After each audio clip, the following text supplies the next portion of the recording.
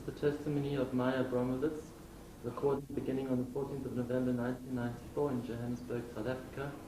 This interview is conducted under the auspices of the Testimony Project of South African Yad Vashem Memorial Foundation. Rights to the testimony are subject to the written agreements made between Yad Vashem and Maya Abrams.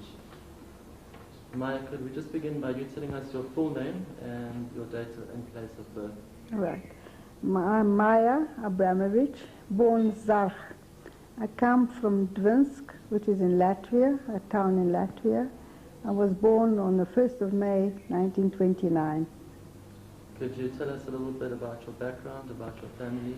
Yes, my family, my mother comes from Lithuania originally. She married my father, who was born and bred in Latvia, in Dvinsk. His father was already born in Dvinsk. My higher education my father received in France, in Toulouse. He was studying an engineering course.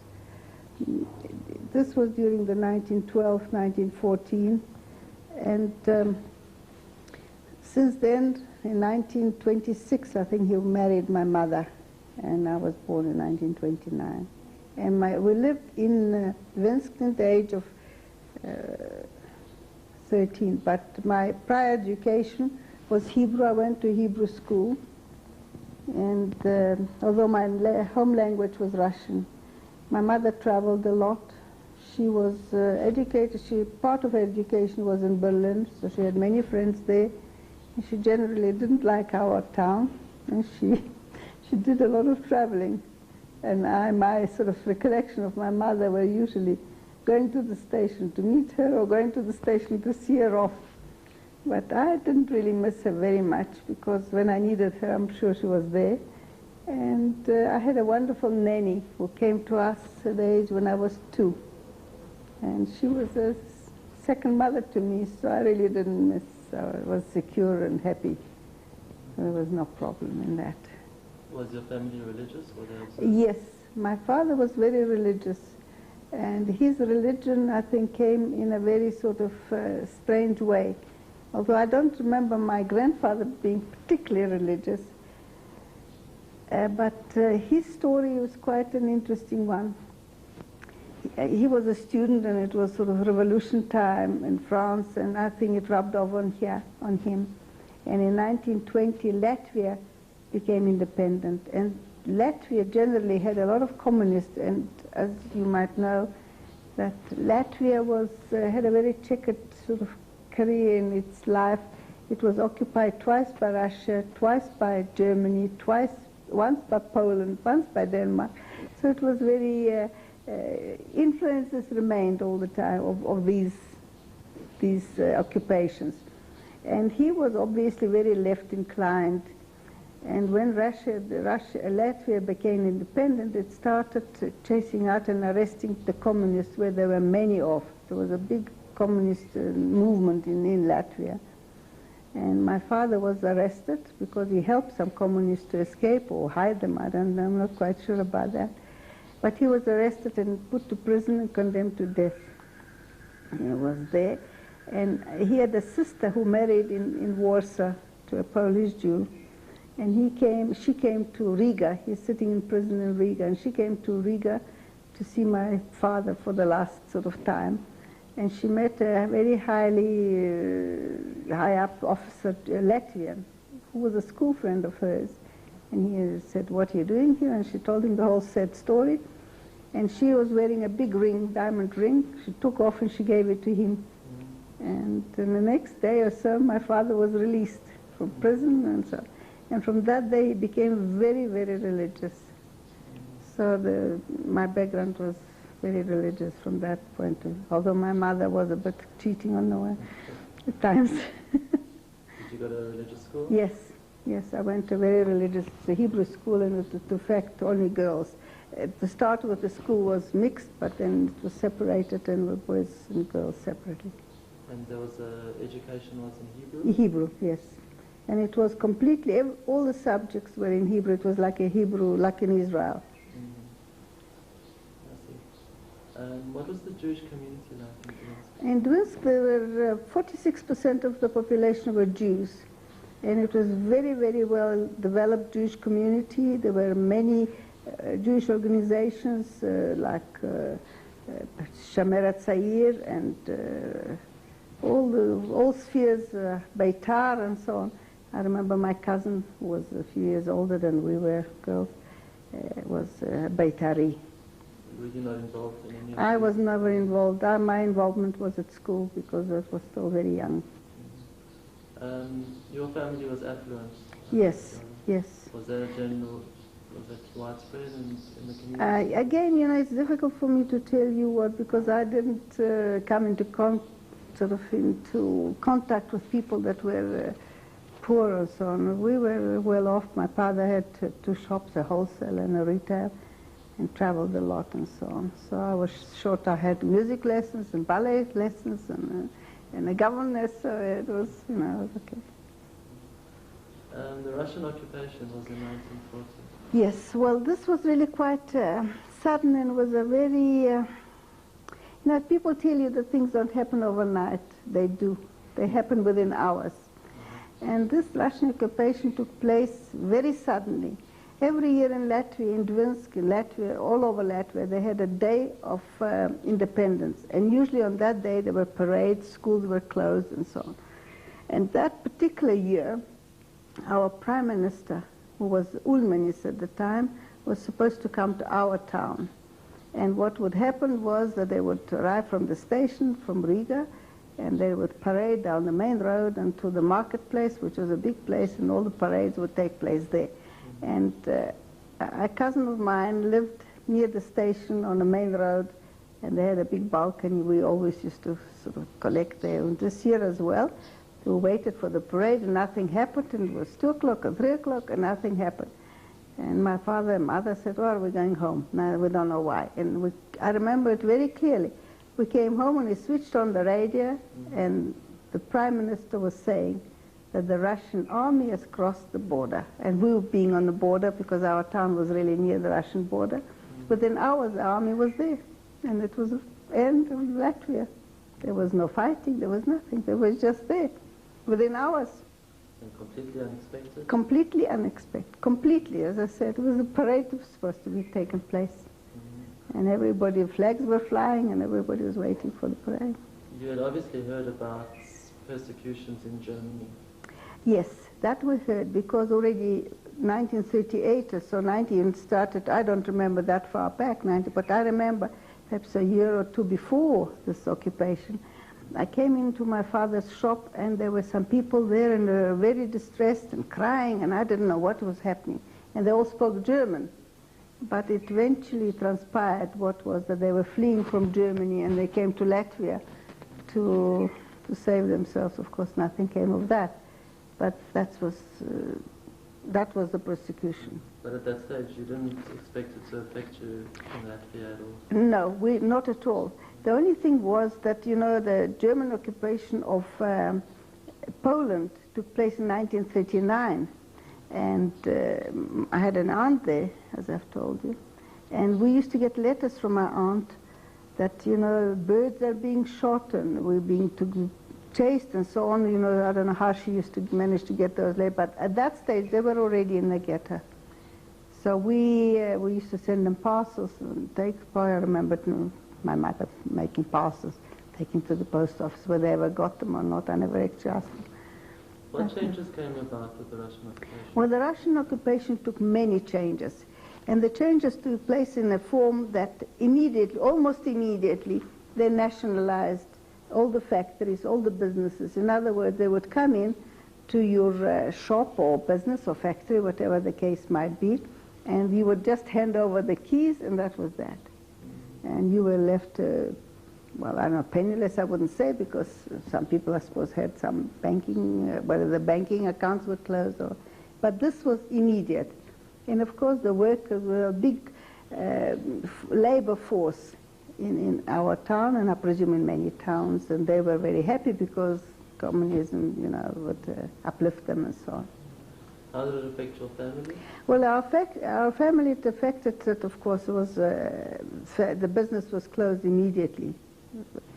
And we particularly were lucky in a way that my father at this point already got his documents out, presented them and said, listen, I suffered because of communism, and him being an engineer, he got a job immediately, which of course most of the people didn't, that had factories and so on. And another privilege that we experienced, because the house was not nationalized, our house. That was one thing, and him having a job. And of course the Hebrew school was closed immediately. And I and my cousin, we were placed in a Russian school. I could have gone to a Jewish school, Yiddish school, but I didn't know Yiddish because my home language was Russian. And there was a privileged school for children of officers and soldiers. So we were placed in that Russian school. For me it was heaven, because language I had no problem and so on. I was very happy about that. And the Russian occupation lasted? A year, exactly a year, yes. Until the Germans invaded? 22nd of June 1941, the Germans, as suddenly as the Russians arrived, so was the German arrival. Describe it? Well, I remember playing outside my house with my school friends or whatever, my neighbors, and my mother came from town and said, come, war has been declared, and we must quickly go home, must quickly go and fill the bath with water, because if the war is going to be, they're going to be shorted, they will cut water and so on. And I remember, you know, when you're a child, you don't really know any implications of war, but my mother hadn't gone through already. And we went upstairs and we started preparing. My nanny started baking things and so on. And before you knew it, there were planes overhead and Stukas, and they were throwing bombs. And because of this town being so strategically situated, the Germans were determined to cut all the railway lines, the railway connections, and they threw incendiary bombs, and our town burned. So a third of the town actually burned down. And within 4 or 5 days, the town was occupied by the Germans were there. Do you remember first seeing Germans entering Minsk? Yes, I saw, because it happened so that we knew that, like my people that were sitting with us in the cellar during this bomb attack, which was daily, and people would go out and say, listen, this one is burning, this side is burning, and this street is burning, this street. Eventually it came to our street, and we saw the neighbor being burned, and my mother, we all got out of the cellar, and my mother put on whatever she could on me, a coat and a dress and another one, and I could hardly move. I took my little dog and we rushed outside, and we stood and saw our house going up in fire. And then, of course, it was a great panic, because we didn't know where to go, because we were surrounded by fire, these huge flames, and you would run there, and you know, people were coming from there and running, say, run, run, it's burning there, and you would run to another corner and say, no, it's burning there. Eventually we managed to get through this tunnel of fire. I must tell you a sight that really stands out in my mind to this day, 50 odd years later. We were running to the middle of the road through a tunnel of fire, and there was a hospital, military hospitals, Russian soldiers from that attacks and so on. And they were on their knees, because they were, I suppose, people that couldn't walk. And they were begging you, they were standing on their knees, please save us, please help us. And we just could do nothing. I was just having my little dog on my arm, and my nanny and my father, my mother. And nobody could do anything for these people. You had to let them die, because you knew they were going to die, obviously. And you know, it's sort of recollections like that remain in your mind, probably for the rest of one's life.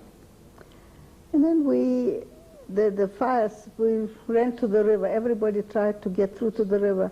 Dvinsk was on a very big river. And everybody tried, seeing the town. One didn't know how far the town would burn. And you would stop in one entrance hall and sort of for a rest, and the next thing you would say, run, it's burning. It was a very traumatic time. And eventually we got to the river, and when it subsided and you got out, you saw that there was a terrible battle, hand battle, with the guns. There were lots of Russians lying around, dead soldiers. And immediately the Germans were there. They established a soup kitchen, and for the army and so on. So that was immediately. And then we started queues in for bread and so. Where were you staying? We could just go into somebody's house. I think the people must have been away, or I don't know.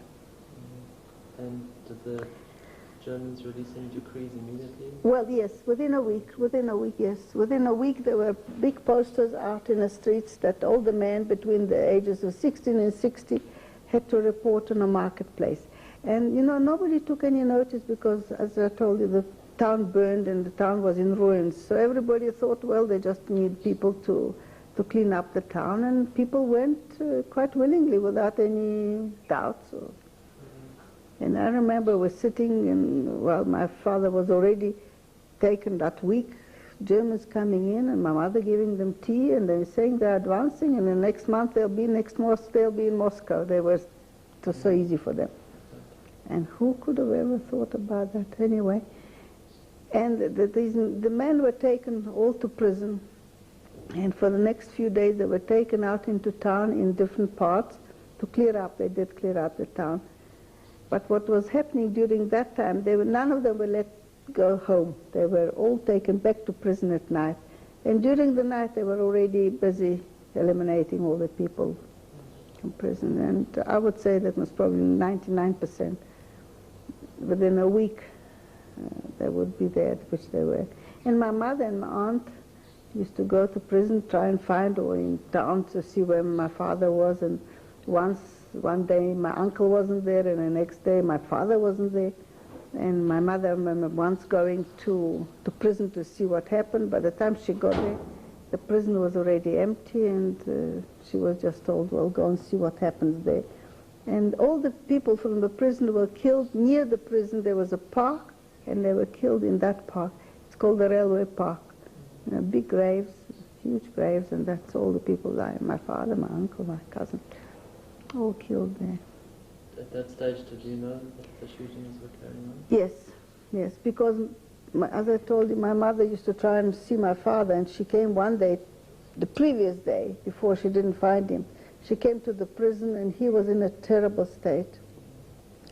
He was all swollen and crying, and he said, that last night, my uncle, his brother, and my cousin, who was at the time was probably 16, 17, they were all killed. And the following day, they had to dig their own graves to be killed. And the following day, my father wasn't there already. So after that first action, there was just a woman, a Jewish woman. Yes. I remember lying. We were in that particular flat. We were lying on the floor because there were not enough beds. I don't know where all of them, all our friends were in that particular flat. And I remember my mother crying and children crying, and everybody was crying because we knew that was the end of. Were the women free at that stage? Yes. The ghetto was not organized at that stage at all. Nothing. Nobody knew what was going to happen. But for the next week or two, we were free. There was nothing. In fact, outside that flat where we were, there was on the road the Germans organized a kitchen for the Germans, a field kitchen. And they used to give us butter and bread and milk and that sort of thing. We used to, from all neighborhood children used to come, and they would give that to us. And what happened then? Well, then it started again. Posters came round that the Jews must be collected into this ghetto, the ghetto being organized, and some went voluntarily, some had to be collected by the Latvians and taken forcibly, and usually it would be forcibly. And at that stage already, when the ghetto started coming, we left that flat where we were, and we went to another flat to friends of ours that also were not, weren't damaged by fire. And it was my cousin, my aunt and her daughter, which is my age, and my mother and I, and the Cecilia Barachowicz, that was around the corner where they lived. And at that stage, which was perhaps a week after the ghetto was organized, the Latvians would go around with the Germans, and they would just collect all the Jews and take them to the synagogue, because that was near a sort of collection point. And strange enough, I don't know what made my mother do. As they came in to take us, these Latvians, my mother grabbed, while they were chasing around my cousin and my aunt, my mother grabbed me and we ran out of that flat. And by that stage, they took my cousin, my aunt, Cecilia, her family, because they were around the corner from where we were. They took them all to the synagogue. And the following day or two, they were all killed. All the people from the synagogue. That was the beginning of the mass killing apart from the man.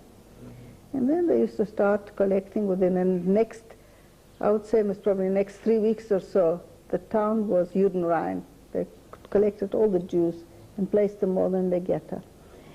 And normally the ghetto, I must tell you that this ghetto was different to any other ghetto that was anywhere, wherever the Germans were. Because usually a ghetto was this, they would partition off an old part of the town and they would put all the Jews there. Our town burned, so there was no place really for any part of the town to be partitioned off. So what they did, and there were quite many fortresses in this town because it was always a very strategic part of Latvia. So there was, across the river, there was a cavalry fortress. It was a very long building, very sort of perhaps meter wide walls and small windows. And it was a proper sort of fortress type of cavalry enforcement. And there they cleared it. Part of it burned down also during the war, but it was perhaps a quarter of a meter long. And it had a long yard, and on the other side of the yard was an embankment. So this was sort of very well protected, and it was suitable for the ghetto. So within perhaps the first month, they collected nearly 30,000 Jews. Nobody really knows exactly how many, but they said that about 30,000 Jews from our town, from the neighboring towns, from all these little places all around Brinsk, within walking distance. And walking distance could be 10, 20 miles, was walking distance still for them. And there were people everywhere, you know, chock-a-block really, in a yard, inside, under the roof, no roof, people just thick and thin. And of course they created big problems because there was not provided not food, no water, no sanitation, nothing. So they had to eliminate as quickly as possible. And I must tell you, with all these, first they started with the children, then they started with the women, and within 9 months, by the 1st of May, there were only 400 people left. The ghetto was liquidated on the 1st of May. And before that period, were people being taken out to work? Yes, people being taken out to work. And I must tell you, at first people didn't know what was happening. So they started with the sick people. So the sick and the women and the children must go to another camp because there's another camp being built and they will have proper conditions.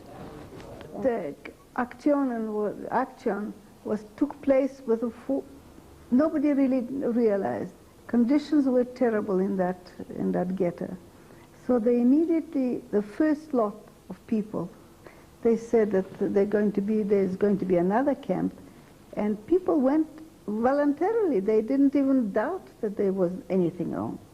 But when rumors started coming into the ghetto, those people were killed, people still didn't believe. People still didn't believe. They thought it's impossible. Children, women, old, why should they be killed? So that was the first episode. And then subsequently, I think every couple of weeks, the Germans would arrive in the ghetto, and under some pretexts they would collect the Jews. They need to work, they need this. And the procedure was usually like that. They would chase everybody out of the building, put them all in rows in a yard, and they would come, the German or the Latvian, whatever the case might be, and they would look at you and say, well, listen, you're old, or you are sickly looking, or you're a child. They would put you to the left. So now the left, right, they would sort. That was the manner in which they would sort people out. And to start with, again, one didn't know which was the left, which was right. And if somebody would come with a child, well, they'll make sure that they would separate you with the child. If, they would take away the child. And so mothers often went with the children to whatever left or right the case might have been. And but what helped it, because they would come into the ghetto and say, we want tailors, we want shoemakers, we want this. And they would take them to town and establish them there and give them a workshop and give them this. It was called shines. It would be a document, a little card. At one stage it were yellow cards, and one stage it were red cards. And this would help during the action. If these people happened to be in the ghetto during that time, they would be produced their shine and they would be put aside and they would not be touched at this particular point.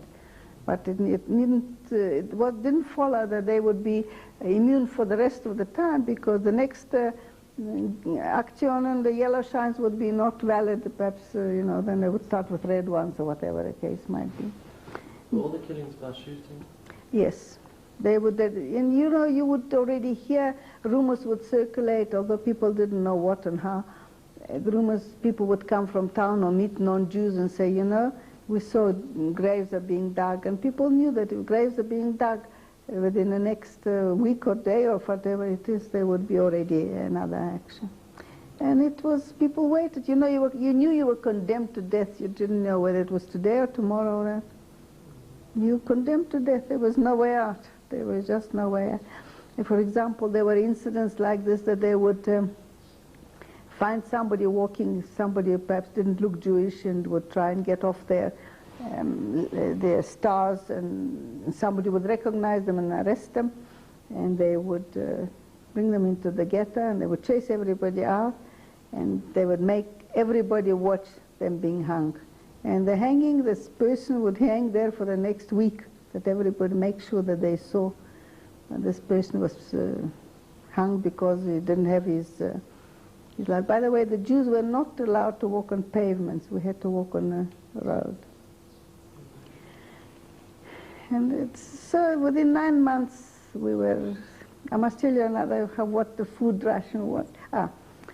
While still in the ghetto, I must tell you a story. My mother was working in town, and they had a quarantine, and I think it was in December. Suddenly the ghetto was closed, and the people that remained working in town were not allowed to come into the ghetto.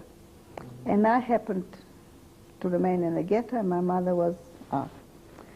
And what saved me at the time was that I had my mother's ration. At that time we were given rations already.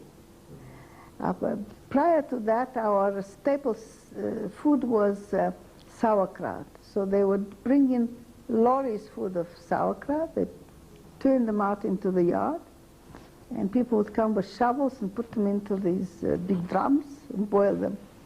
Now when winter came, it was a very hard time for us, because winter was approaching already at that stage.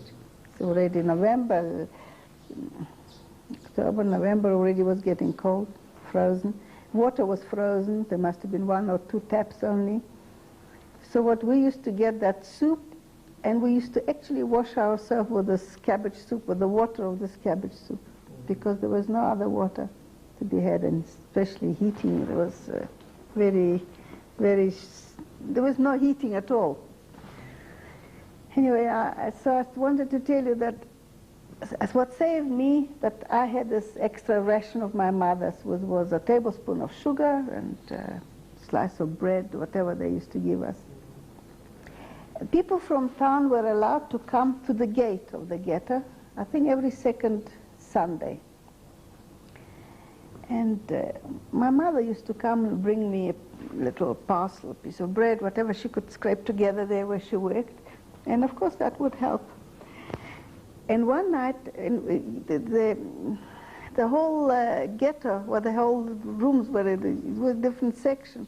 And it was huge, these halls, and with bunks on either side of the wall, and a long corridor, and these rooms coming off, these dormitories coming off this corridor. And I was sleeping like this in a bunk. that I could see right down to the corridor. And then we must have been 50 women to this dormitory.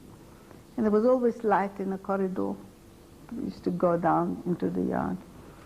And one night, and this Mrs. Bravo and her daughter were sleeping, living in that, on those bunks. The bunks were continuous, just lay there.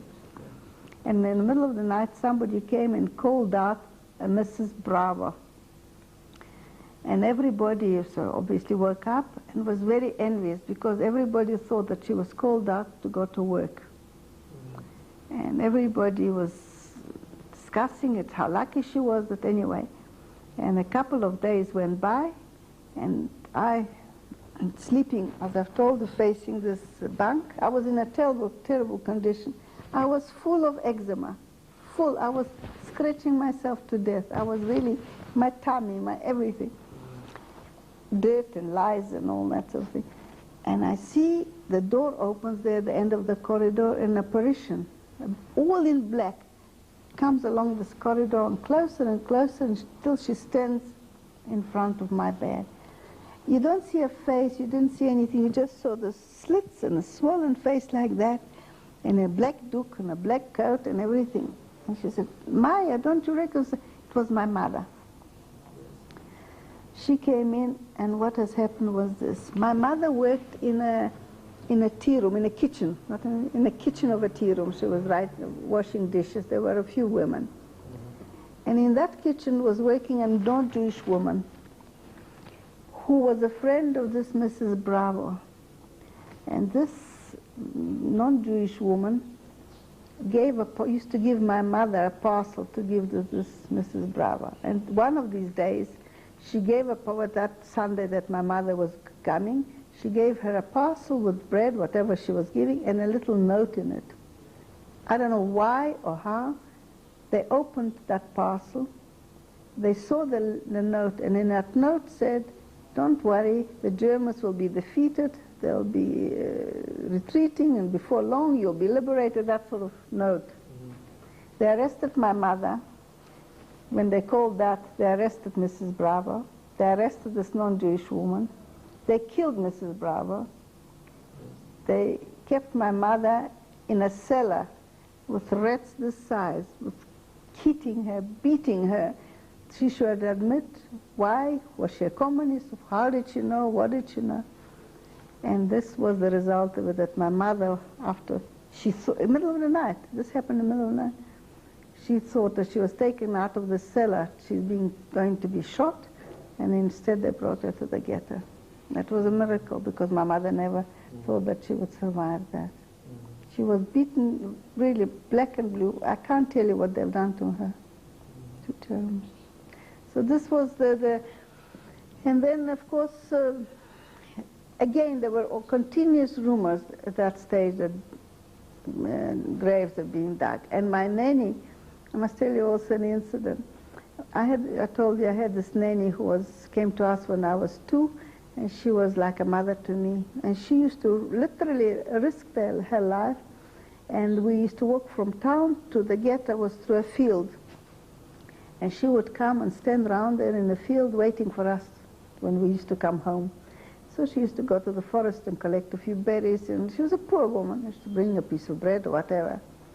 And then she started, she would tell my mother, graves being dug, the usual story, graves are being dug. And she said, and I knew you're going to be killed. And how am I going to, she was a very religious Catholic, she never married because she was married to God. And she said, I went to church, she told my mother. She went to church and she prayed for us, but very hard. And to such an extent that the church was empty, and she remained in the church on her knees. And the priest came to her and said, what's wrong with you? And she told him the whole story. Here she has Jewish friends she's really devoted to them, and what must she do? How is she going to meet us in heaven? She's not going to meet us. So he said, there's one solution. You must christen them.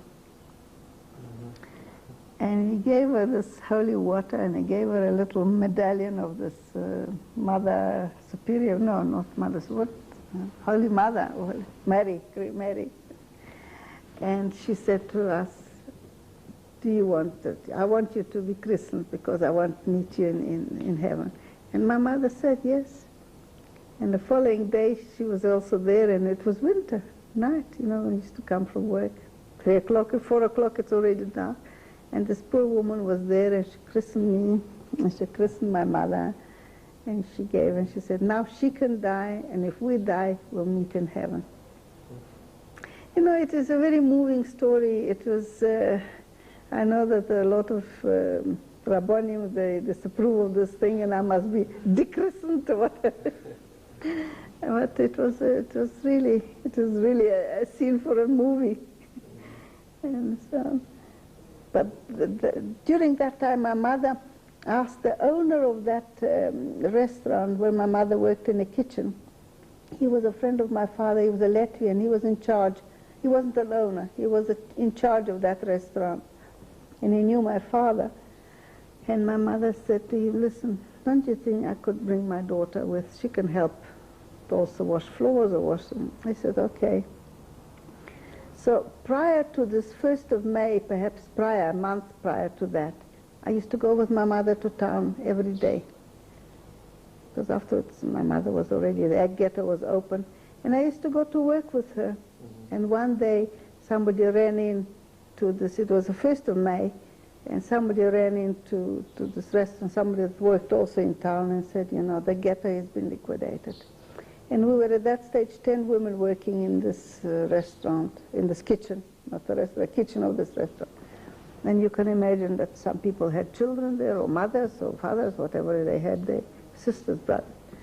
And it was the end. When we came home, was most horrific sight.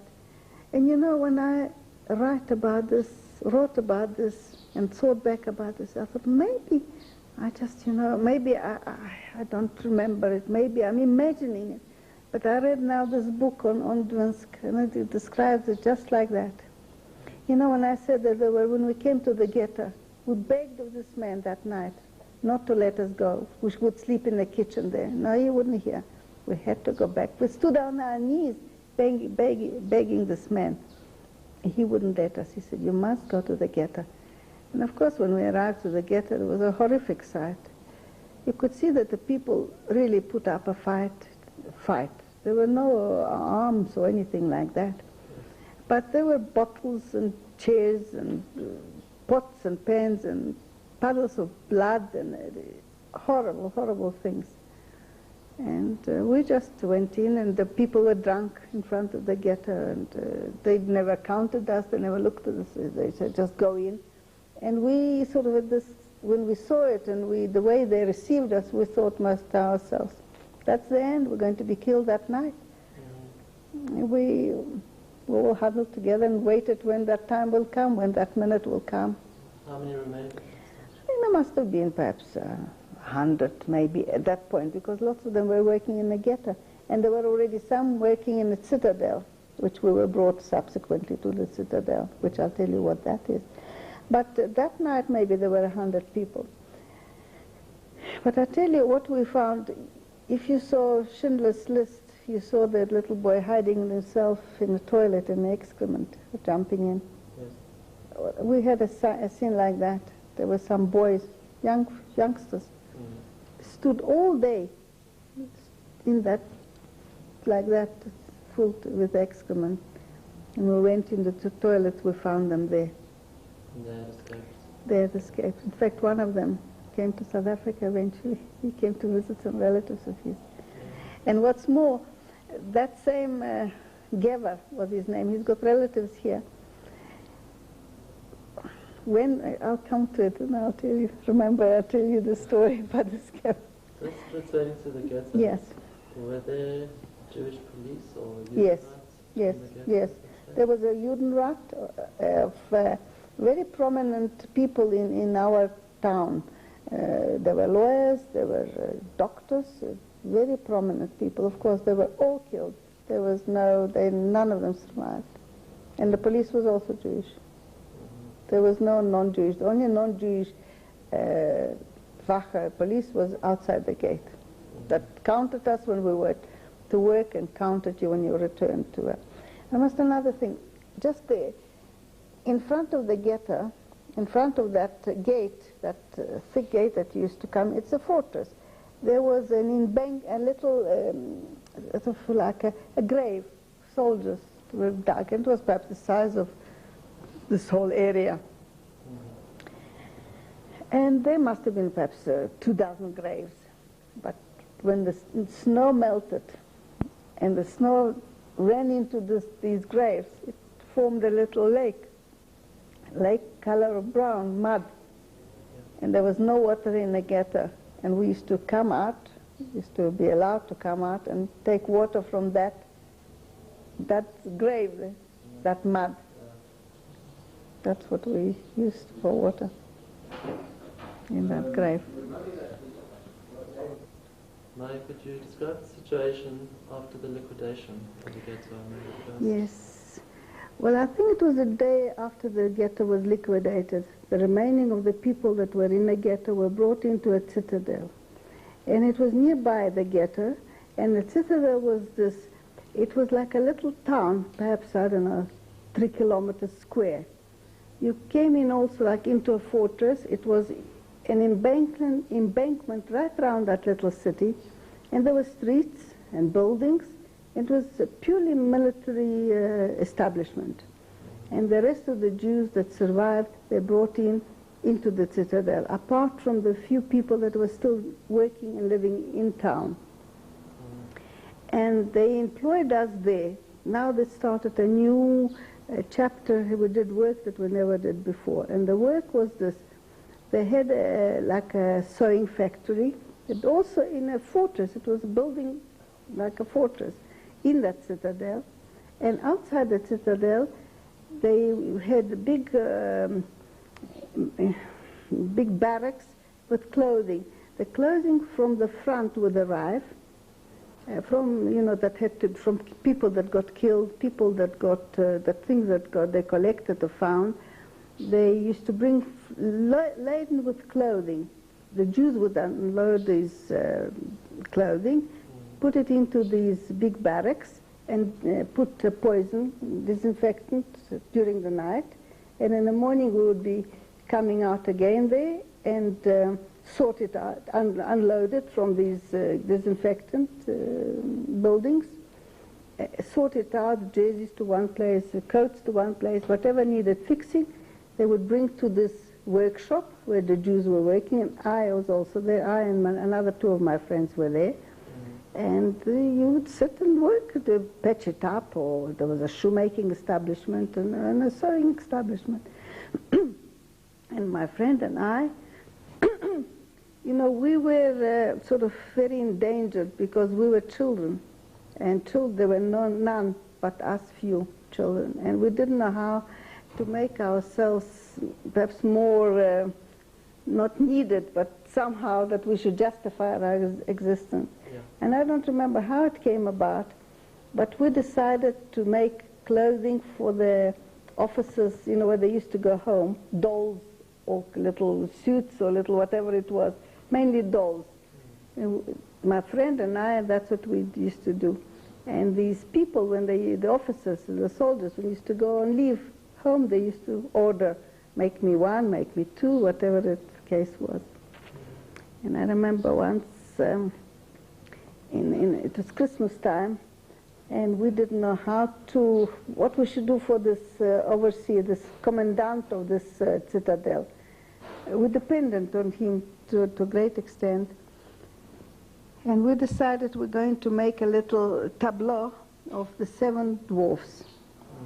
And we worked day and night, my friend and I, and we made and it was really beautiful little tableau with these things. And we thought, well, he'll give us at least perhaps a loaf of bread. So on Christmas morning, we went to his apartment and we gave him this little tableau. And he said to us, wait. And we were sort of thinking, oh God, he's going to give us a piece of bread or something, a loaf of bread. And he came out and he gave 1 sweet to her and 1 sweet to me. We were very disappointed. Who was responsible for you? Who was looking after you at that stage? Well, there were only Jews. We had there was an overseer in our where we were working. It was called Commander 323 or something, and we must have been at that stage about maybe in that building, maybe 100 people, 100 of us. Under us, on the ground floor, there were Russian soldiers, Russian prisoners of war. And they were overseas. There was a doctor who was in charge. I think his name was Magid. And he was in charge of, whatever orders there were that he had to pass on to us. But mainly... Germans or Latvians? Hmm? The guards, they were Germans? There were no guards. There were no guards. We were quite freely walking about in that citadel because there was no way out. You couldn't... It's a town. There was one gate, and you had to get out of that gate, and you had to have a permit to get out if you wanted to go to town. So there was no way out. And you could go and visit other people that were, other commanders that were working for other purposes in that citadel. And there we were for until we were taken from that citadel. It must have been already 1943, and that next to Stalingrad, it turned. The Germans have already been stopped. It must have been already springtime at that stage. And we knew that something was happening already, because first of all, Russians were coming over aeroplanes throwing bombs on our town. So we knew that something was happening, because until such time, we never heard these bombs coming over us. And people already started thinking, now we're not going to be shot by the Germans. Now we have to do something. And I remember my mother and other few people, they decided to find a hiding place in town. Yeah. And she did find a hiding place in town in a burned out building. And now they started to bring supplies to that, so that we would steal clothing, whatever you could steal there, and exchange it with the non-Jews for beans, rye beans, or whatever they could, or tin stuff and so on. And always my mother would go on a Sunday with this other person and climb into that burned out cellar and leave supplies there. And I started telling that one man that I told you that came here from South Africa, saved himself from the ghetto, survived, Gever, Elke Gever. He said, he told us here when we came to South Africa, he says, we knew that your mother was having this hiding place, and that's where we hid after when they took us to Riga. They ran away, and they hid in that cellar. I don't know how they knew. So, was there any contact between the Jews and the Germans at that stage? No, the only contact was, I must tell you, there was 2 incidents that were 3. These Germans, we worked with a certain company of Germans, I don't know not battalion or whatever you call it. Anyway, there were a few that were particularly involved. They would take us to work or tell us what to do. Or so they were in charge of that 100 Jews that were involved in this particular work. And there was one officer by the name of Fritz, and there was a young soldier by the name of Piepert, and there was one man, elderly soldier, in charge of the horses. These Germans had carts and horses. The German officer by the name of Fritz was emotionally involved with the daughter of that Mrs. Bravo that was taken out of ghetto and killed, that my mother was involved with. A beautiful girl, and he really fancied that girl tremendously. And I think it was because of really him, because on time and time that we felt that they didn't need us anymore and wanted to get rid of us, he would say, no, he needs his Jews, he needs the Jews, they still have to do the work.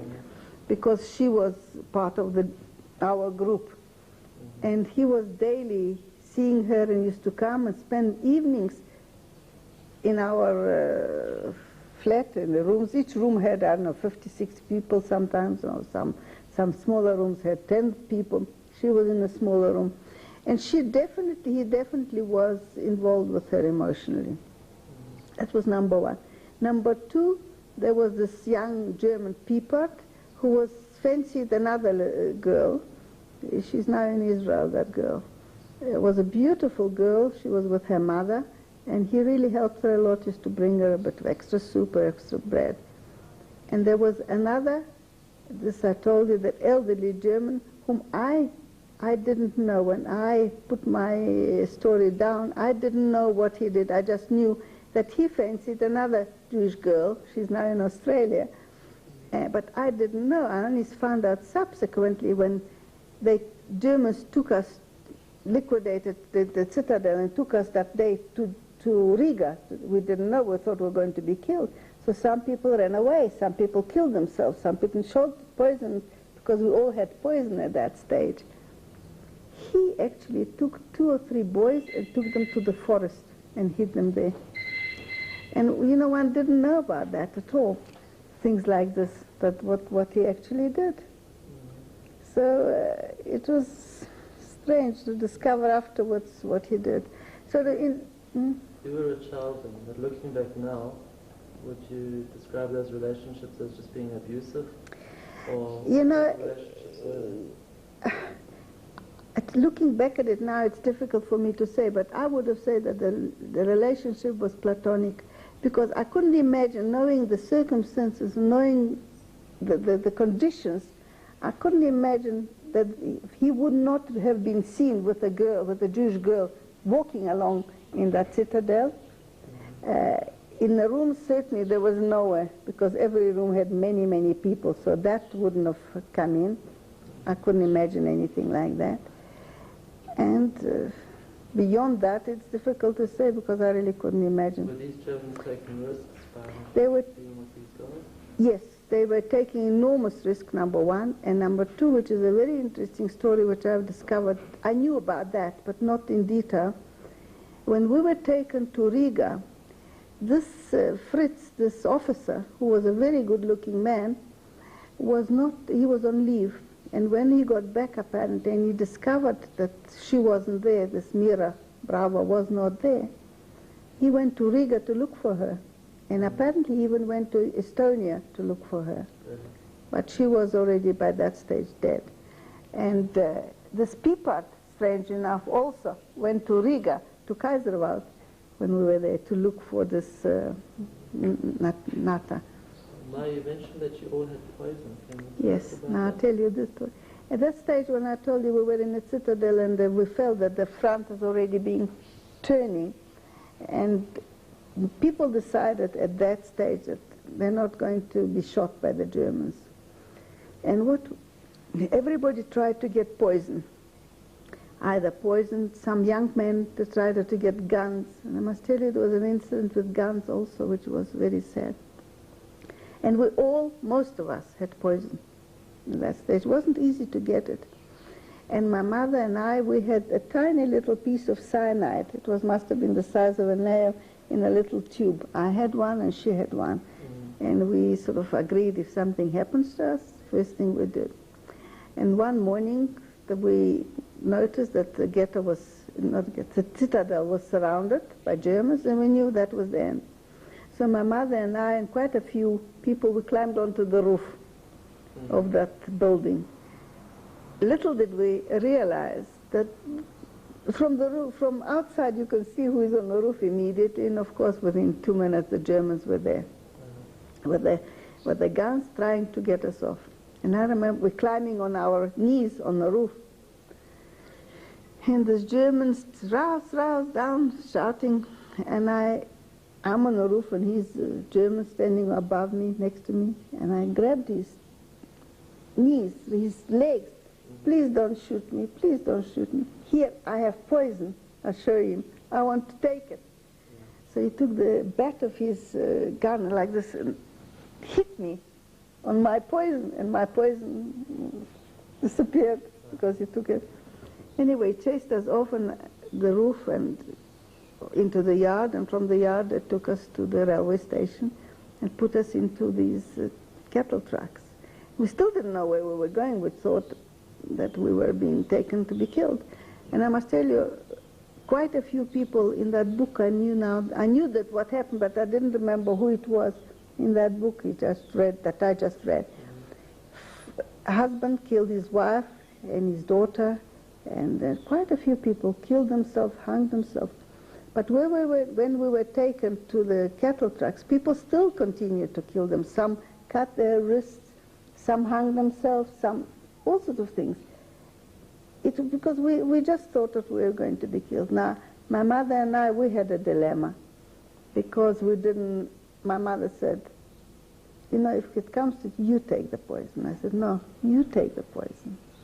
And you know, we sort of tried to decide who was going to take the poison.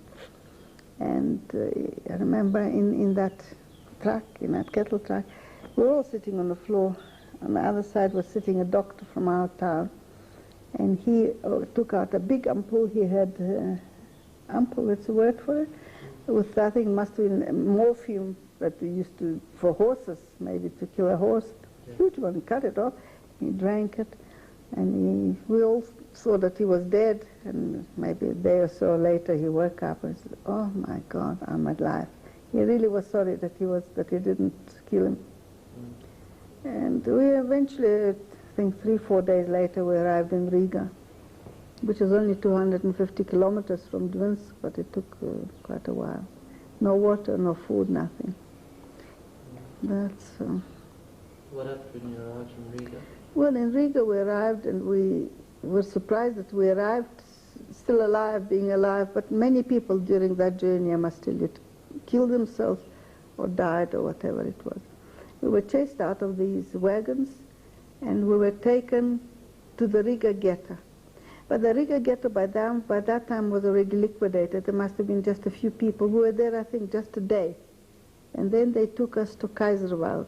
And Kaiserwald was just a suburb of Riga. And before the war, it was a very posh suburb, had beautiful villas there. But as you crossed from, it was on a railway line, and as you crossed that railway line, they established a ghetto, a camp. It was purely a labor camp. And there, I must tell you, there were people from Germany, from Czechoslovakia, from Poland. They brought many people. In fact, Henya Brez was brought from Vilna there to Kaiserwald, into that camp, with other people, of course, but I happen to know her. And it was purely a labor camp. I must tell you what they did to us the first couple of days. Some people that perhaps were immediately taken to work, wherever, to various works there in Riga. But they took off about, I don't know, maybe 20 women. First of all, they shaved our hair, and they put us into striped uniforms. That was the first thing they did to us. Now we had these striped uniforms, and they took about 20 of us, and just next to the wire electric fencing, there was a little empty space. And perhaps the space was narrow, maybe the distance of this dining room and lounge, and in length perhaps to the wall there. And on either side of this little space was a mound of soil. Now they separated the women into two lots. One was at this end, and the other one was at that end. We had to take off our jackets, these striped jackets, take the soil with our hands, and load it into the jackets, and run from this end to there and empty it. And the women from there had to do the same. This went on the whole day. And they were chasing you if you didn't run fast enough. This was the occupation that they engaged us in. Eventually, they were... Was this as a punishment or? No, it was just amusement. Just amusement. And then, of course, we were taken to... We were there for about 9 months, but the commander was, and we were taken. We were maybe about 50 of us were working in the harbor, in the Riga harbor, offloading ships and so on. And I had a very tough time then. First of all, I was ill because from climbing on the roof, I scraped my knees and it became septic. And I had problems getting rid of this pus. How we survived, I don't know, miracles really. So what I did every morning, I would get up and I couldn't bend my leg. It was full of pus and dry to the stocking there, I would do this, and it would crack, and the pus would come out, and that's how I would walk to the workplace, to the harbor. And in the harbor I was sometimes so ill that there was a Polish, he wasn't Polish, he was a German, but from the Polish corridor. Unfortunately, I don't remember his name, but he was wonderful. He could see that this miserable little girl, was really half alive, half dead. So he would call me, and there were boards. There were in the harbor, all sorts of rubbish like. So he would lift a few boards, and he would tell me, "You could sit down here." And I would sit there all day, sick, temperature, cold. And then he would bring a bit of soup for my mother. He would leave the soup in the toilet. My mother used to clean the toilet there in the harbor. And he would tell her, he used to bring a little canister, put behind the seat of the toilet, and she would get it. And what were the living conditions like, and the food rations in a citadel, in Riga, very bad. We used to get food once a day. A loaf of bread for 10, so in other words a slice like that, and a tablespoon of margarine, and coffee in the morning, coffee, ersatz, water, brown water. And that was our rations. So of course, this sort of help that you would get from a German, like in my case, it was enormous help, tremendous. That's all. And were you only women on this workforce? No, there were quite a few of us women, but I was the only child. Yeah, the only woman, not men. No, I don't think so. I don't remember, but that's still all from Tvinsk or from other areas? Other areas. There was just other areas as well. How did that period come to an end in Riga?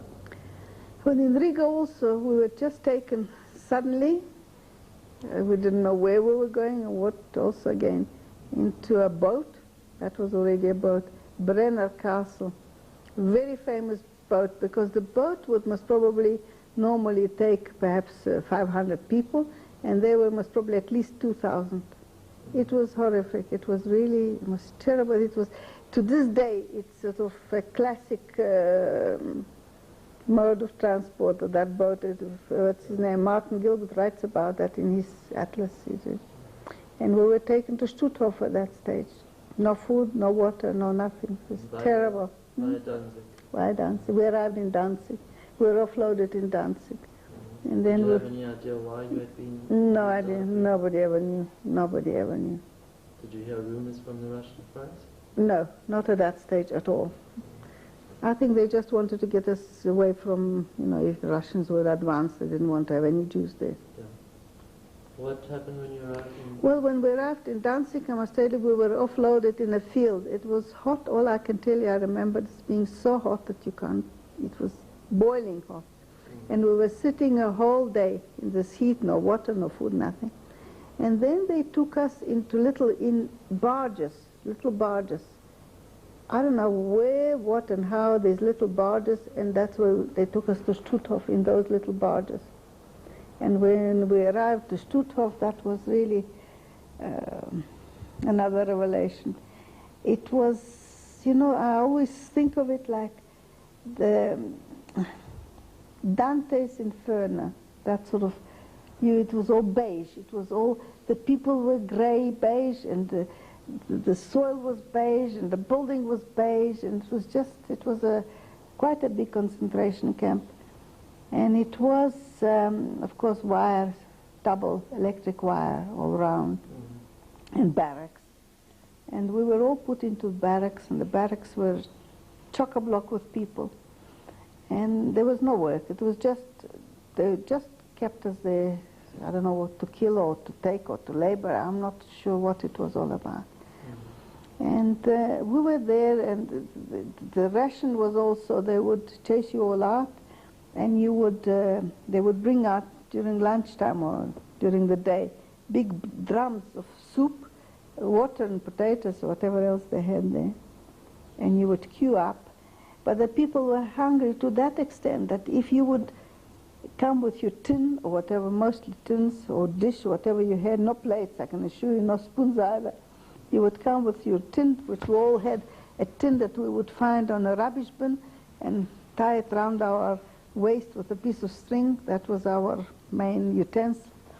But if somebody would come with an open dish and would go back, people standing in the queue would actually put their hand into that one's soup and grab that potato that was floating there. The hunger was so extreme. And many people would just go as far as the fence and just touch the fence and kill themselves that way. It was really, really terrible. And in Stutthof, we were there, as I've told you, I think most probably about 3 weeks or so. And that was my last sort of chance there of survival. And it happened like this. They came to call out 500 women to work. And strange enough, we tried all people that we knew from our town, we usually tried to keep together. And so these 500 women, of course there were others as well. We never had 500 people. Maybe 50 of us were from our town at that point. And they called us all out and they put us to one side, and now they were going to register us to take us to work. So they took, we happened to be in the first group of maybe 10 women. They took the first group of 10 women into a hall, big hall, maybe double that size. And in that hall, at the end of that hall was a table, and they were sitting perhaps 4 or 5 Germans. And they took us nearby, which is where the dormitories were, and they told us, you go and get undressed, stark naked. That was the usual, wherever we were in Dvinsk, wherever we were, it was always naked. And we got undressed, stark naked, and the 10 of us came out into that hall. They put us in a corner, and singly we would have to pass by that table with these Germans, and they would say, you all right? And they would put a stamp on you. And you are not all right, you wait here. And so it went on until all the 10 women were divided into who was accepted and who was not. Of course, my mother passed by. We never said that we are mother and daughter, because then that would be the end of it. So we stand a bit further. My mother was, perhaps before me, or I don't remember, or I behind her. She was accepted, but I was not. So I was put aside with another 2 or 3 women, wherever they were rejected. My luck was, in that particular case, that the people that were accepted remained in the room, and the people that were rejected were told to go back to the room and get dressed. Now, I had the presence of mind to run into that room, get dressed quickly, and run and hide myself under the bunk. Then the overseer came in and chased out the other women, wherever they took them, and I remained hidden under that bunk. She didn't see me. And then they allowed the other women that were accepted to come in, and my mother came in. Of course, she knew I wasn't there and I was rejected. She knew exactly what would happen to me, and she was, I can assure you, she was quite in a state. But I saw her because she came to the bunk where she got undressed, where I got undressed. And I saw her feet, and I couldn't get out. I got in, but I couldn't get out. It was too low. And eventually she heard me, that I was calling her. And of course she realized what was happening. You can imagine, you had to be very quick. She got some women, they seemed to try to lift that bunk, and I climbed out. But then I didn't have the stamp. So the women that came out quick, they tried to get their stamp onto me like this, and they tried, and my mother took off her panties and padded me up here so that I should look more full down, that I should be a bit of resemble a labor force personnel. And this is, and then when the woman came, the overseer, all the women were dressed, and she came to chase everybody out. They sort of hid me and covered me, and that's how I got out with them. Otherwise, I wouldn't have survived that lot. And then they took us to this labor camp. Were they not giving tattoos at that stage? No. Not in none of the camps that I was in was tattoo. We had a number and a triangle on our uniforms. So both you and your mother were selected for a work? Yes, and the other 500 women. And then they took us to the Sophienwalde, which was a camp. It was in the middle of nowhere, and it had little asbestos huts. And 15 women were allocated to, we were only women. We were allocated to this, to a little hut. And the hut consisted of this, it was the length of a human, I suppose, I don't know, 2 meters, filled with straw, on the ground. And then there was a board, perhaps this height, standing to separate the straw, which was the sleeping quarters, and there was a board on top. So this was what, like that was the table, all the way, the whole length of this hut, and a corridor about that width, so you could just go to your. And we were 10 women from our town, and 5 were Germans. We lived together. The hut was, you could sleep on your side. If one turned, everybody had to turn. Yeah. And we came to this camp, it was summer. It was in the middle of summer, and the heat was unbearable. And we had to work in a field to dig, because we were building an airport. So we had to dig ground, level it, I don't know, presume so. And you know, the first few days we came back to the camp, we couldn't recognize each other because it was sweat and it was dust. You didn't know who was who. We were brown. Yeah. And there was one pump in that whole camp. So to wash yourself, you had to queue. Can you imagine 500 people want to get a bit of water from one pump? Mm-hmm. And eventually we went to this commandant that was in charge of us. Listen, we need some water, we need to wash ourselves.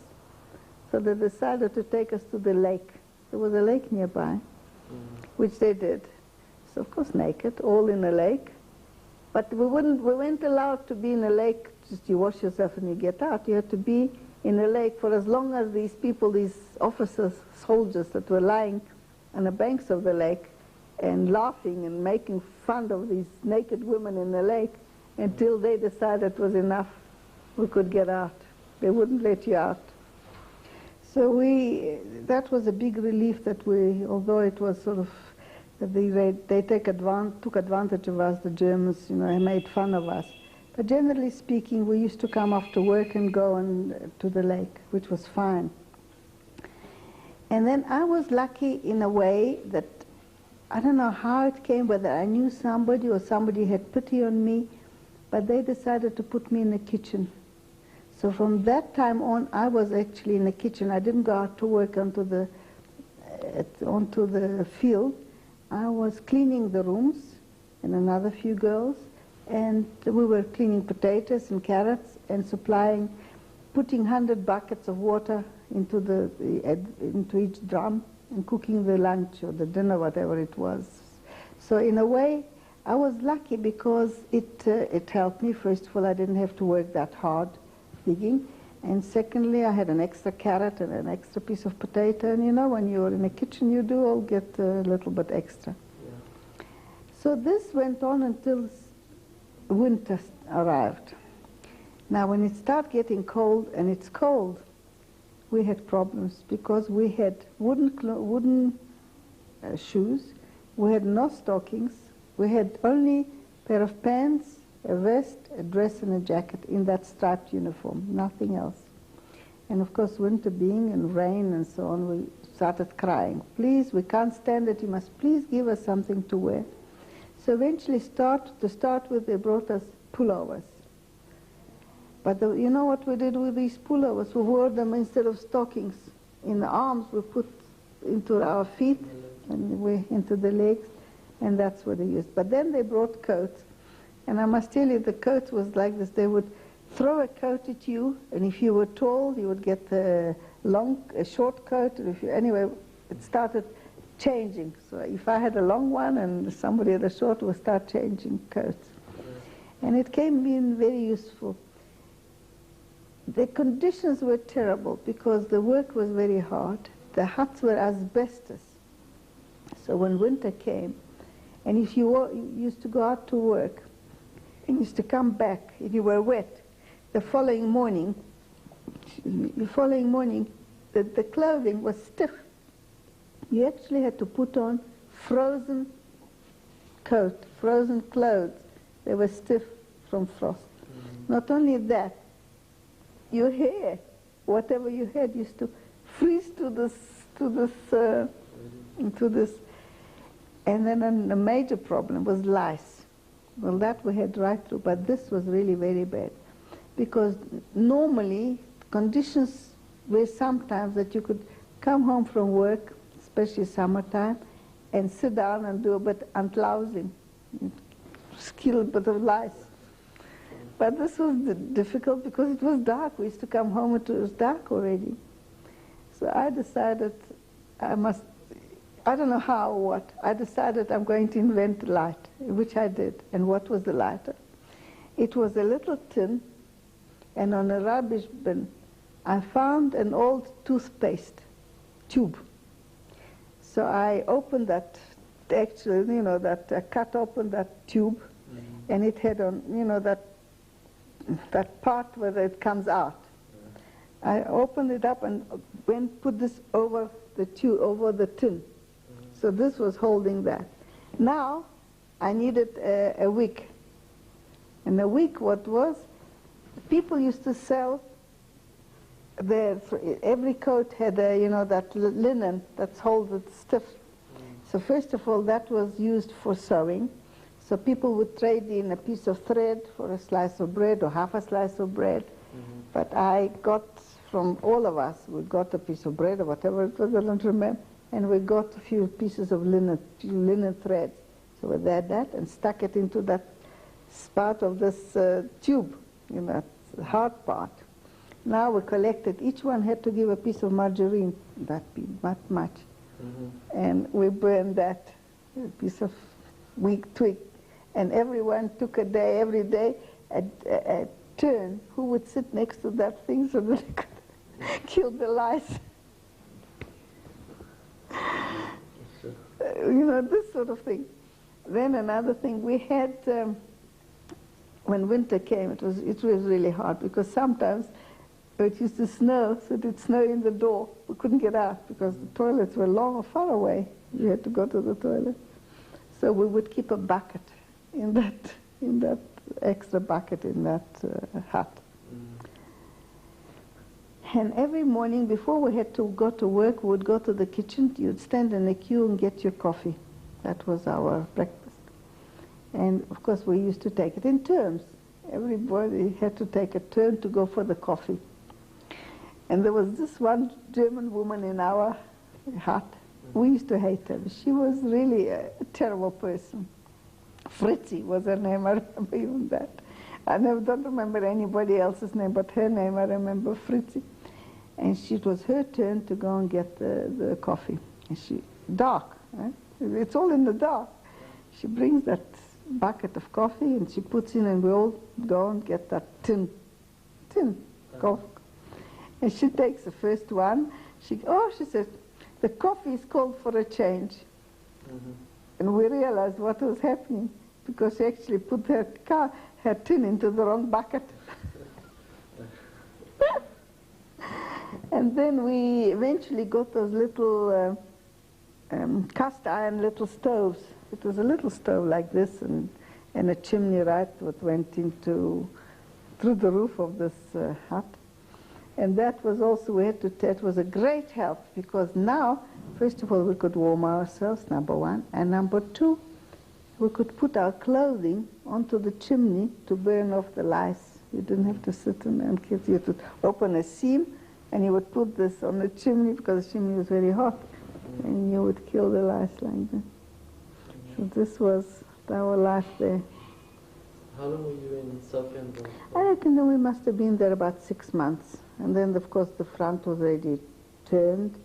And then we were on the march. And most of the camps were on the march. I don't know where they took them, where was each one going. But we were taken one day on the march, chased out of the camp, and we were on the march, most probably a whole week. It was winter. All I can tell you I'll tell you when I can work it out. If we arrived there in summer, which must have been, say, June, May, June, and this must have been January. So that's how long we were there. 7 months. Yeah. And we walked for nearly a week on that march. Now I can tell you that walking in wooden shoes on the snow, it is absolutely horrific, because what happens is this, that the snow sticks to the wood as you walk, and it accumulates and it becomes like a pyramid. So by the time you walk 100 feet, it comes to a point, maybe that high, and you actually can't walk. You have to stop and knock off the snow. And along the road, we had no food. We ate snow. We drank snow. We used to pass by sometimes villages, and there were open windows, and people would look at us, and we would ask them for something. Not once did I see that they should throw a piece of bread or anything. Never. And many people died along that route. Were there only women in your group? Yes. Yes. It was just the woman who had been working? Yes. I remember one night we slept, they put us for a day or two into unfinished building. It was just the columns and a slab, some concrete slab, and it was freezing. It was really bitterly, bitterly cold. And we got up, we were stiff, and I don't know, it wasn't my initiative, but somebody obviously said, let's take some snow, and we all went outside.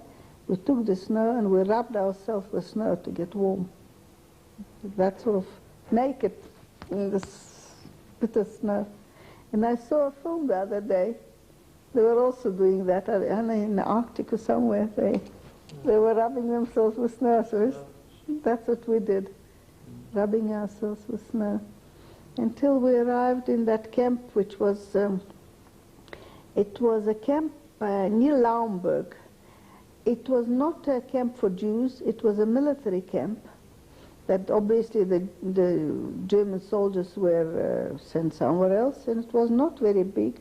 But when we arrived, the 500 of us, there were already people there, there were men there as well. So they must have come from somewhere else. Well, they put us all there. That was really a camp to starve us to death, because the food was absolutely terrible. Once a day, a little bowl of soup.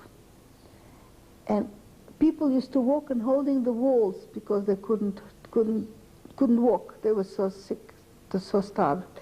There were people sitting and dying. You would go to sleep with someone who would be slept on bunks, 3 people to a bunk, that is 2 this way and 1 this way. And you would go to sleep with somebody and they would not get up in the morning, they were dead. You would go and see somebody there in another barrack and you would see people sitting, they were dead.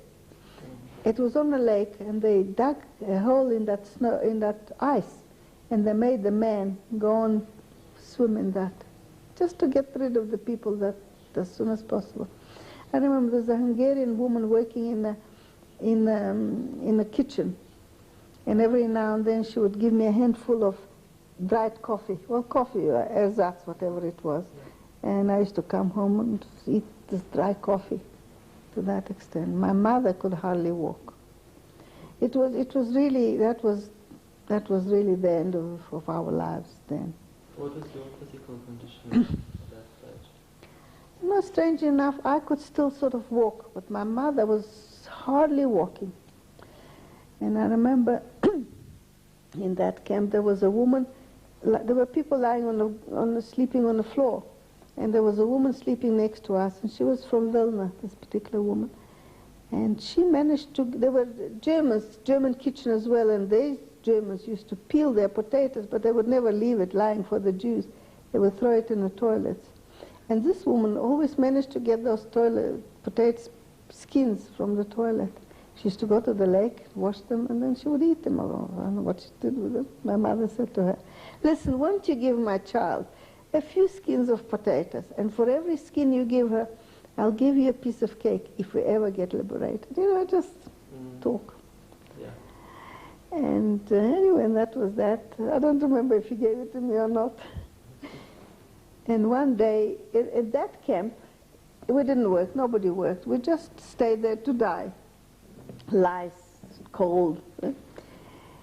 And one day we're sitting there in this camp looking out the window, and suddenly there were non-Jews in that camp as well, prisoners. And suddenly we saw people running with little pieces of paper in their hand towards the gate. And what it turned out to be that these non-Jews that were in that camp were being released, and their relatives were waiting for them outside. So then we thought, oh, you can imagine how we felt seeing those people being released from this camp. So political prisoners or people like that.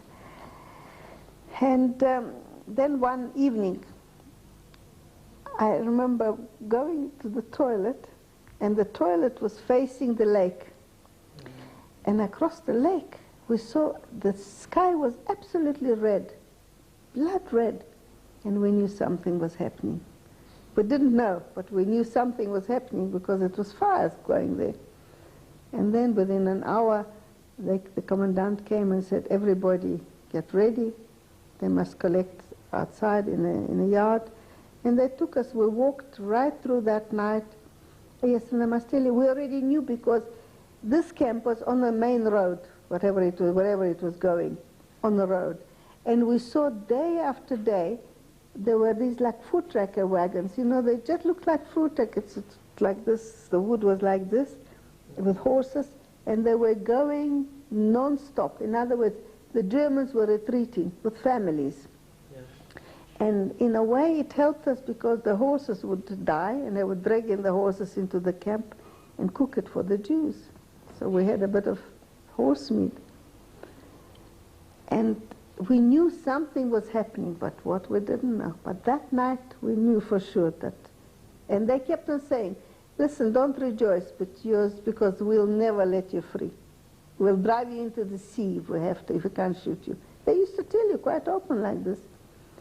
And they took us all out, and we already knew that something is really happening. We walked right through the night, snow, cold, through the night. And nobody knew where we were going because the people, the Germans that were watching us, that's going with us, they didn't know. 1 minute we would go this side, and then a minute we would go this side. And early in the morning we arrived in a little village. And I must tell you this, we were already sick with typhoid because my hand was swimming, my mother was swimming, we were very, very sick. In that early morning, which the village was absolutely asleep still, and we arrived into this little village. I don't remember the name of this village. But what I do remember, that when I was walking, we were walking, and as we passed by, there was a horse and cart standing in the road, waiting for us through the night.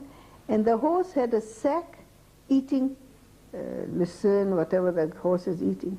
And I remember putting my hand into this horse's bag and pulling out a handful, whatever the horse was eating. And among that was sweet potatoes, dried little bits of sweet potato. And I remember eating that, what I got from the horses. And then they took us on that main road, there was a big barn. They opened the gate of this barn, and they took us all in. They chased us all into the barn, and it was full of straw and one horse in that barn. And we said to this, we were so happy to just drop dead, literally drop dead.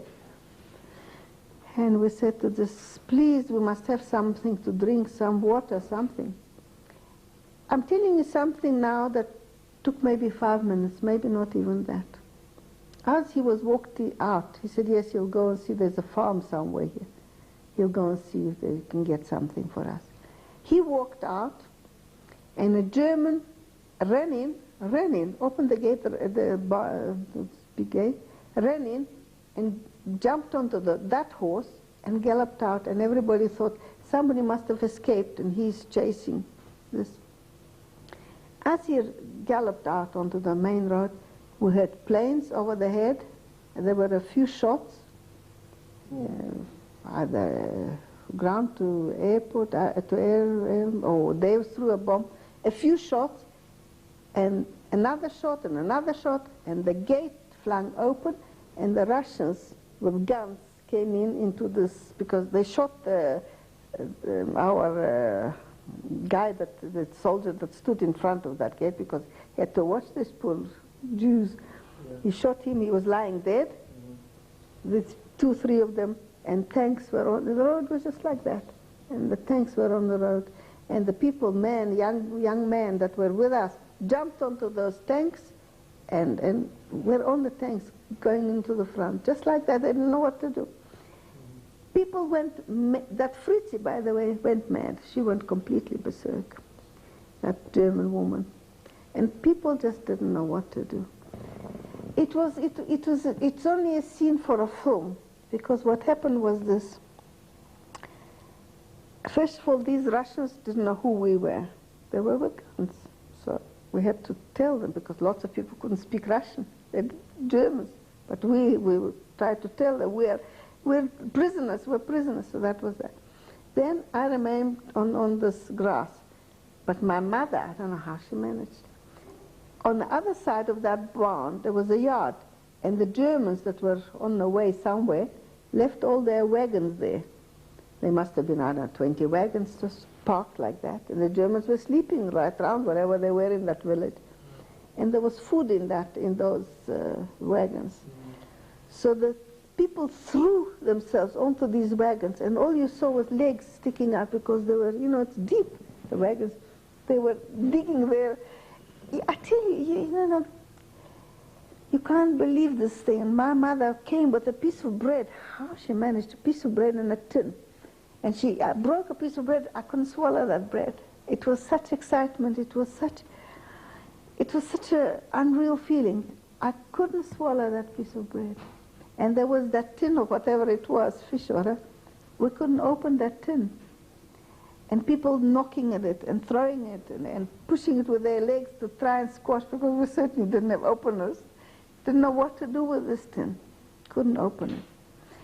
And then there were shops in that village. The next thing, we went out of this barn, and people were running with bags of sugar, with pieces of butchery, carcasses.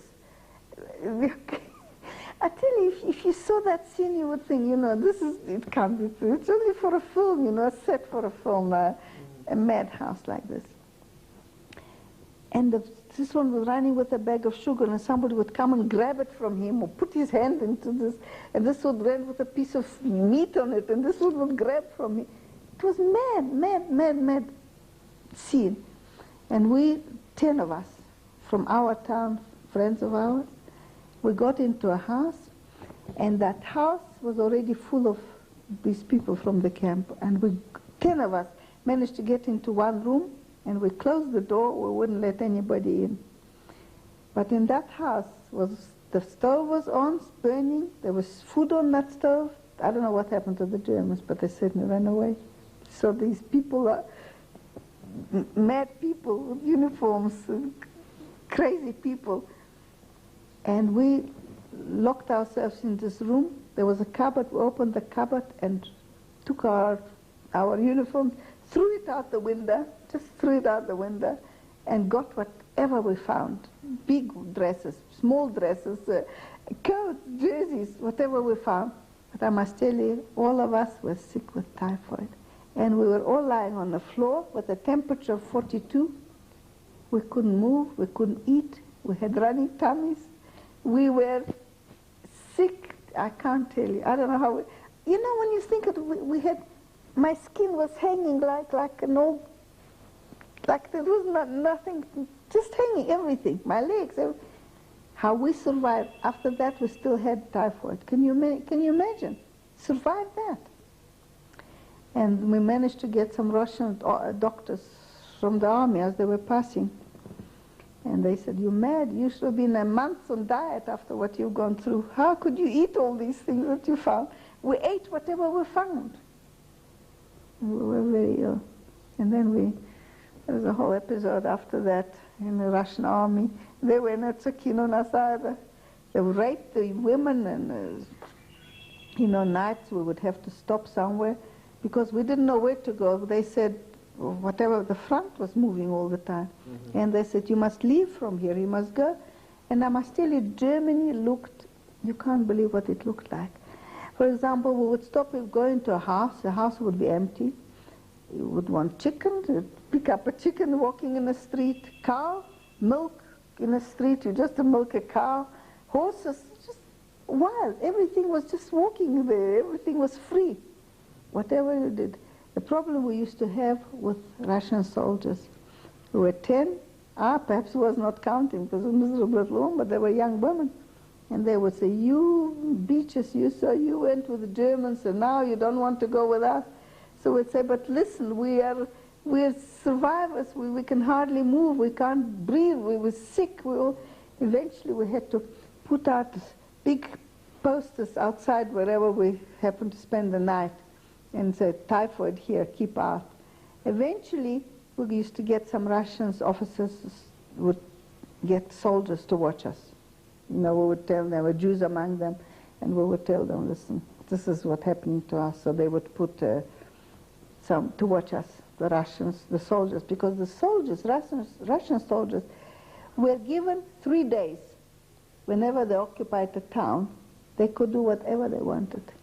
There was hardly a house in Germany that the mirror shouldn't be shot through, the clock shouldn't be shot through, and the piano keys, if there were pianos, shot through. They just did whatever they wanted. They raped, they did everything. And we were in Germany for a year, so we saw it all happen. We walked through Germany. Were you in the care of the Russians at that stage? Yes, we were liberated by the Russians. And we remained with the Russian army for a year. And did they give you medical attention? Yes, we were.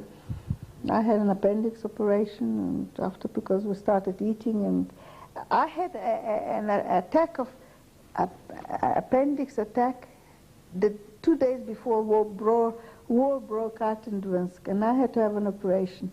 But I had a temperature, so they said I had to wait 2 days and then they would operate, and then the whole thing started. Germany invaded, so. And in the ghetto, I had another attack. I had an attack of jaundice. And jaundice was no problem because there was no food, so I recovered quite together. And I recovered very quickly, but once I started eating, I had again. And it was an emergency operation because I couldn't swallow. I was bringing up all the time.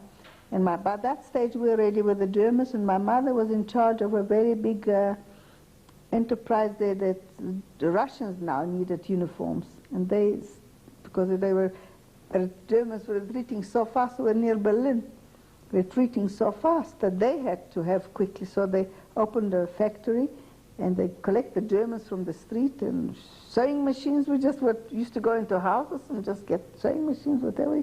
There's nobody there in town. So when my mother was in charge, and my mother said one day to one of the officers, it was for officers also, passed for their wives, for officers, she said, there's something wrong with my daughter, child. She can't eat, she's bringing up. So I remember in her office, he put me on her writing desk, and the examiner, she was a doctor. And he said, she must go to hospital immediately, but immediately. They took me to hospital, my mother took me to hospital, and they said, all right, you can go home, we'll operate tomorrow. They prepared me for the operation. They operated with local anesthetic, appendix, like this with my hand at the back. The nurse was holding it, and he put a piece of sheet there and injected me and operated. My mother came to visit me in the evening. She said, what's wrong with you? You look so pale. I said, I've just had an operation. I was the only female in that military hospital. So this sort of thing. And you said there was a period of about a year that you... We were in Russians, yes. And then, you see, by that stage already, we didn't know what to do because the Russian army was already returning back to Russia because they were supposed to give now back to the Germans their territory. And we didn't know what to do. We were, at that stage, my mother already contacted her brothers here, we sent a telegram. But then they didn't know where we were, because they couldn't find on a map where we were. Anyway, that's not what they eventually did. And we didn't know what to do. But what did happen was that we were not very far from Lodz. Lodz, you heard in Poland, Warsaw and Lodz was a very big town. And they decided, there in Lodz, people used to come from all around to register who survived.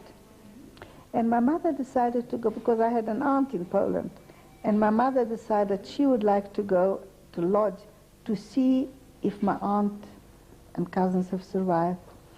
And she found this this Jewish organization, and she looked through the documents, and she found my aunt's name. But they said to her, my cousin was married to a Jewish Polish officer, and he was killed during the war immediately. But they survived. That's my aunt and two cousins. They survived as non-Jews. They were in a ghetto to start with, and then they bribed some Polish family, and they lived as non-Jews. So after the liberation, I don't know if you heard that the Poles actually killed the Jews after the liberation because they didn't want the Jews to come back. Yeah. However, this family, my aunt's family, was given an apartment in Lodz where wives of officers were allocated, but they were not supposed to be known as Jews. So when my mother came to this office, they said, listen, we know where they are, but you must not tell anybody or look for them as Jews. They're living there still as non-Jews, because this is the problem that we have here. So my mother said, all right, I'll try and find them. And she walked out of this place, out of this office, and she saw a woman turning the corner. As she walked, she saw one, so she saw this woman's profile. And this woman was wearing men's shoes and a duck and so on, but she recognized that was my aunt. And she shouted for her, and it was my aunt. Sure. And that's how she found them. She went to see them. And then my mother came back, but by that stage already, the shlichim were sent from Israel all over Europe to collect and build, and with the American source, not so much our Russians didn't do it, but the Americans built DP camps for all these people. There were many. There was in Salzburg one, there was in Vienna one very big one. And the shlichim penetrated to the Russian zone as well. And we used to hear about it already, that they used to collect the Jews and they used to give them papers. And this whole movement started. So we were already, although initially we were checked by the Russians and given okays that we could go back to our homeland, but we were not quite sure what to do at this stage yet. And what was the decisive factor in our particular case was this.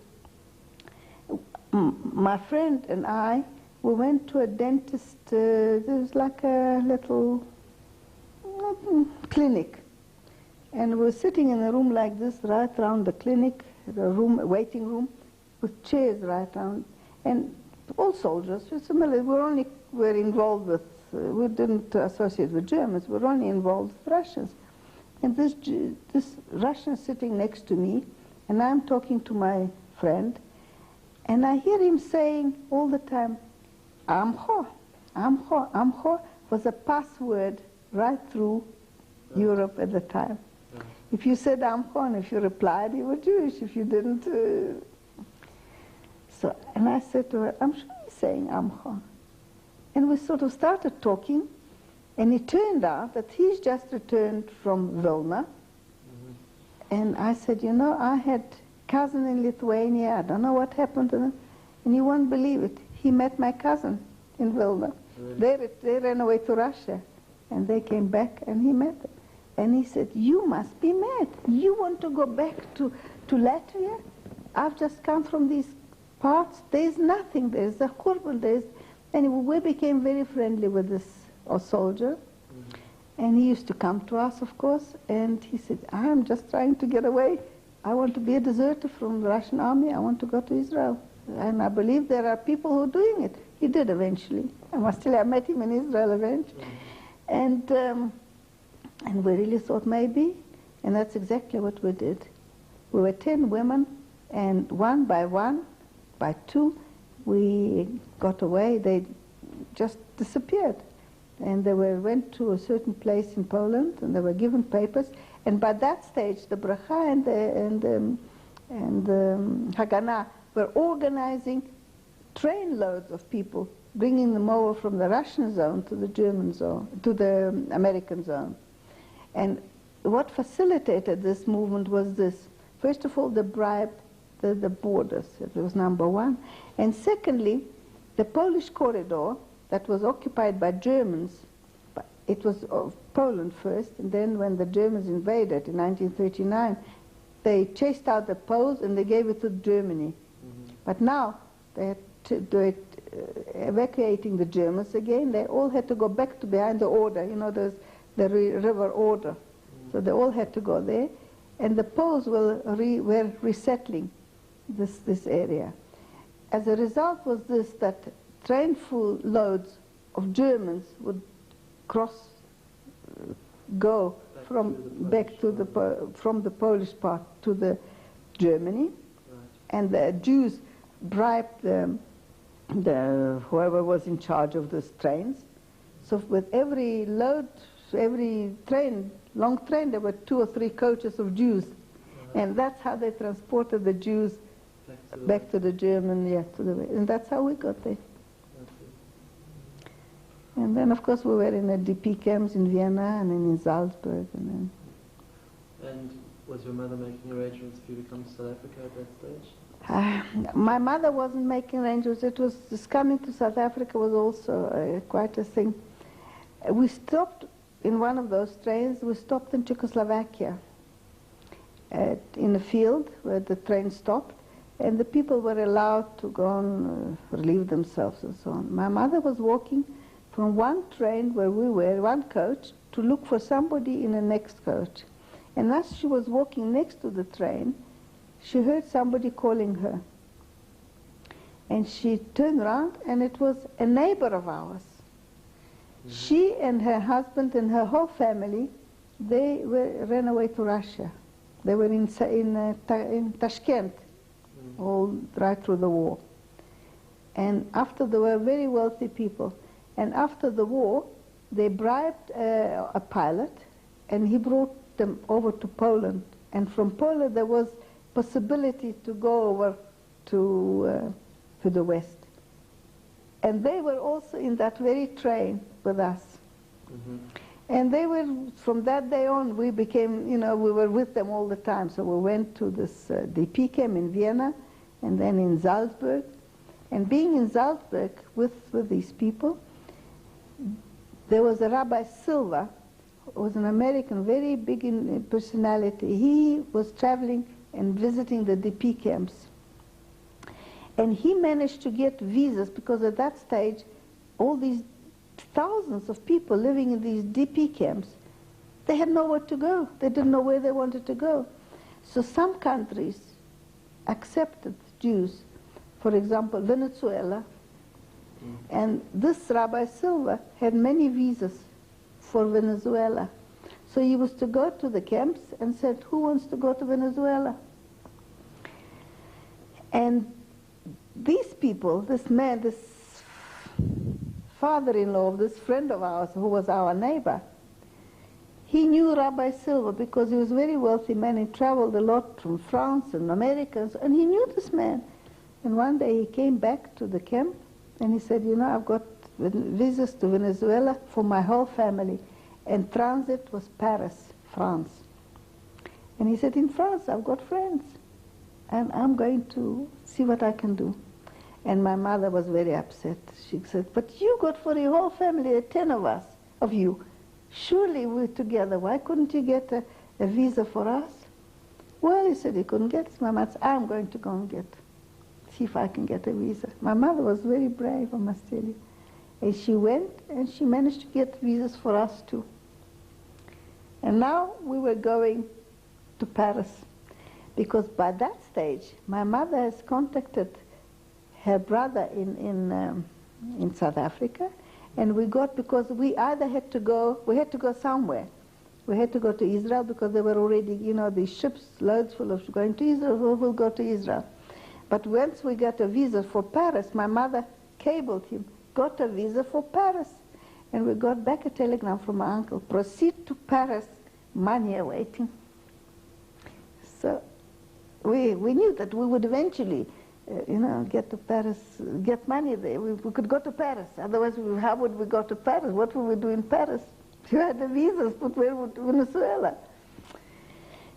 And in charge of this camp in Salzburg were American soldiers.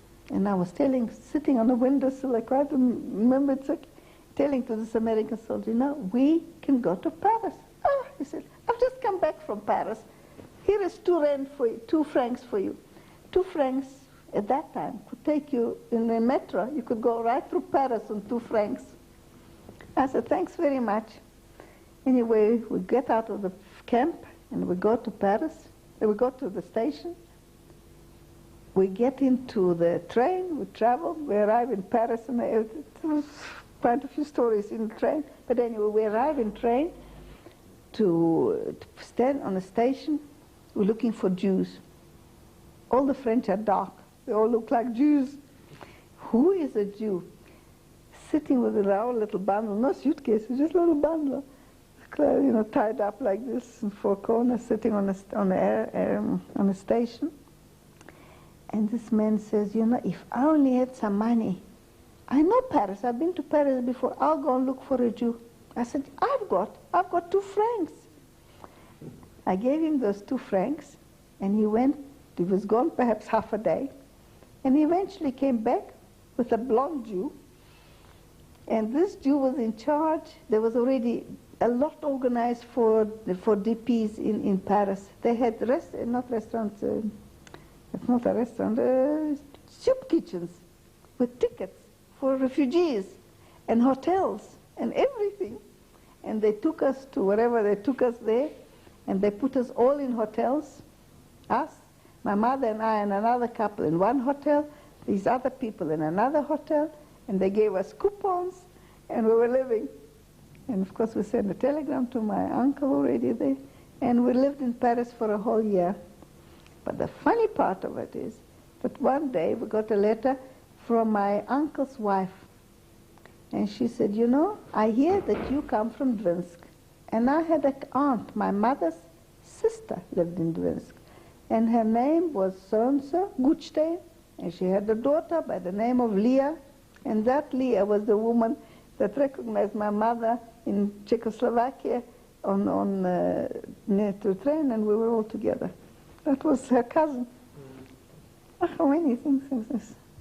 And we remained in Paris for a year until my uncle got visas for us to come here. It took a whole year with bribe and corruption and all sorts of things. They didn't want Jews here. So and I came end of 47. I came to South Africa. And what was it like to arrive in South Well, it was wonderful. It was I arrived, and of course my uncle prepared everything. One uncle was a bachelor, and he placed us in a flat, fully furnished. It was beautiful stinkwood furniture, and I saw the stinkwood furniture. And oh, I hate it. I don't want anything dark. I want something light. I couldn't stand this. I was really most upset.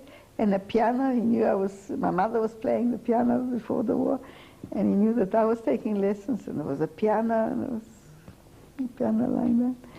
And then everything of the best, and of course then we had to start education for me, because I had no education. And although I knew many languages, so I went to Demlin. First thing, and I went straight into matric, because I was the age for matric, and I needed one science subject. Maths I couldn't do because I didn't know. So the only subject I could do, which was suitable, is botany, which was, I could do botany. I could learn that much botany. And I needed 4 languages. 4 languages I did, because I knew Hebrew, and I knew German, and I knew French. And English I sort of got through. And so that's how I... What is the response of the Jewish community here in South Africa? How did it take to survive as a journal? Well, you know, there were not that many survivors. I was an oddity, everybody wants to know, and I must tell you, I very seldom spoke about my experiences. Unless people asked me, I never spoke about it. I never volunteered to tell this, and they knew I was a survivor because of my English, obviously. Mm. Your story is different to most in that you were with your mother the whole time. How did that change the experience? Do you think you would have survived had you been separated? I'm sure I wouldn't have. I'm sure not. I have no doubt that I wouldn't have survived because, first of all, there were no children to survive. That's number one. And number two, I would have never been strong enough to really know the situation, like my mother hid me or many times like that. In recent years, you've spoken a lot, and you're well known in this country as someone who tells the story of the Holocaust. Why do you think it's so important to relate the story?